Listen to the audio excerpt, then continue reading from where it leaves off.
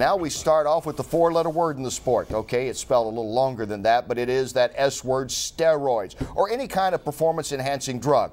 One of the major sports that it still has put a shadow over is baseball, of course. But what about the world of MMA? Well, recently on Fighting Words with Mike Straka, one of the legends of the sport, he's in the UFC Hall of Fame. This probably doesn't come as a huge surprise to anyone. After all, he has tested for it. But Ken Shamrock talks about his steroid use. You know, there's a cliche in fighting, if you're not cheating, you're not trying. That's right. Let's talk about, have you done steroids? Absolutely. Do you still do steroids? Nope. No? Nope. How easy is it to get steroids? It's like going to the grocery store. It's that easy. It's that simple. But when you start trying to make things bigger and better, you're going to get yourself hurt. But what do the fans want, though? They want bigger and better. They want home runs, baby. They want people jacking them out of the park. But then when they find out about it, they want to stick their head in the sand and, oh, how bad. That was stupid. Why'd you do that? You're crazy. Don't let him in the Hall of Fame. It's like, let's point the finger, because if we don't point the finger at somebody else, we have to point it at ourselves because we knew. So nobody wants to take responsibility, but everybody wants to see it.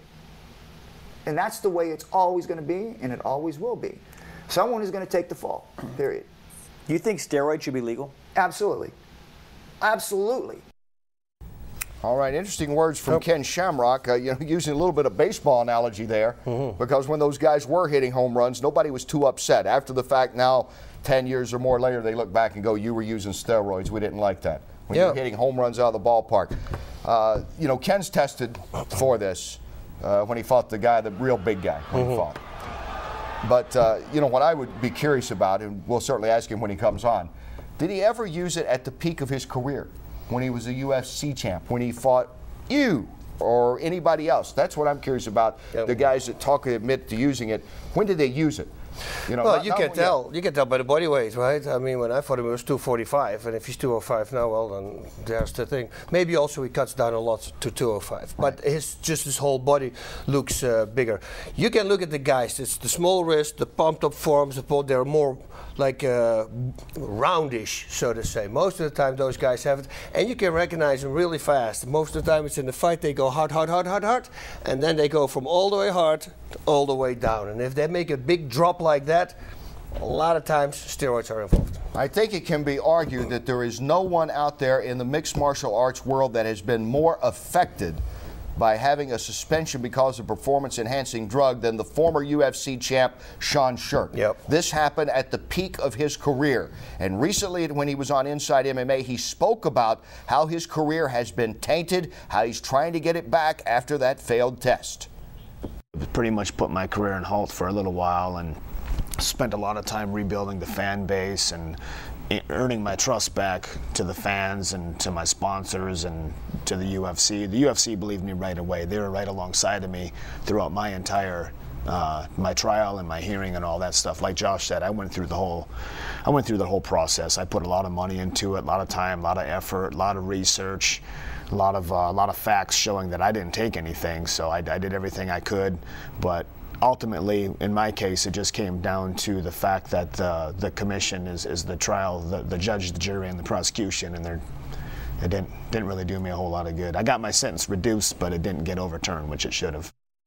And of course, that was Sean talking about his dealings with the California Athletic Commission. Yes, that was in the shot also. He was on that day, Josh Barnett, who did not admit to using steroids when he failed this last test that prevented him from fighting Fedor in what would have been Affliction 3. Josh was vehement about that and a little vague as to what he used that actually tested this way. Well, a lot of people don't believe it because it happened 2 times before, and they're going to go like, this could be a 3rd time. But with Sean Sherk, he got caught for something, and Dennis was just talking about it. I think that was an interesting story.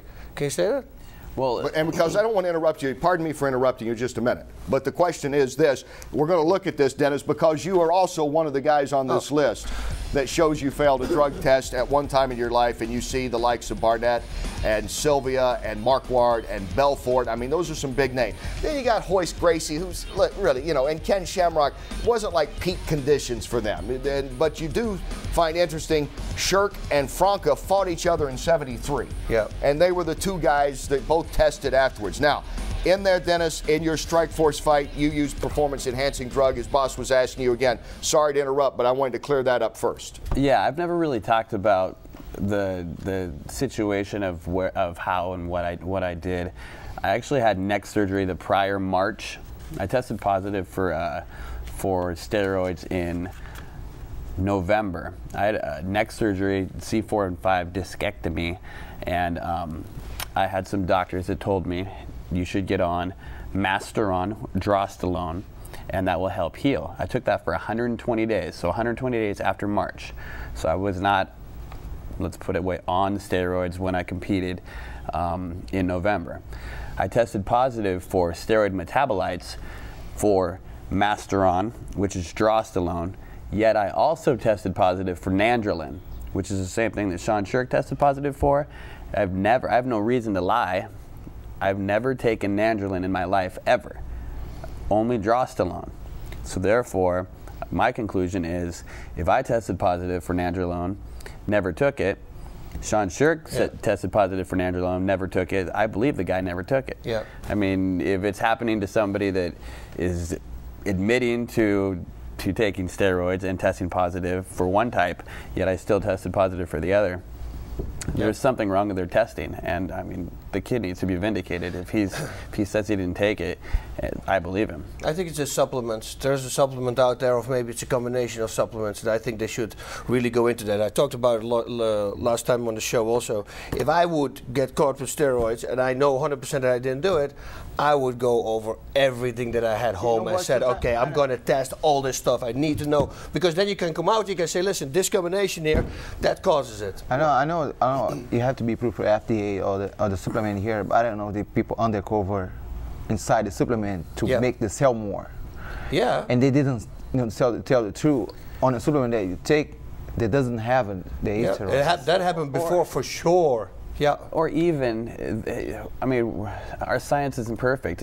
Something you take that could be completely legal can metabolize in your body as Nandrolone. Yeah. And you have natural Nandrolone levels anyway. So they're just saying he had an elevated Nandrolone level, so he's testing positive. That's not. It's not a fair assumption that he was taking steroids. I didn't know that Nandrolone, your own body produces that also. Is this sport though in any danger, guys? As we looked at this list, Dennis, we've heard from you. We heard from Sean, who still maintains his innocence as well. And then we heard from Shamrock, who thinks it should be okay to use steroids. Yeah. Is there a problem with it though in MMA right now? I don't want to make too much out of something. You know, you see some names. We've seen some of the names up there, but it's not like we're having a lot of this out. At least a lot publicly has been disclosed. I mean, is there problems with steroids in the sport? Would you call it a problem that people are taking it? Well, I'll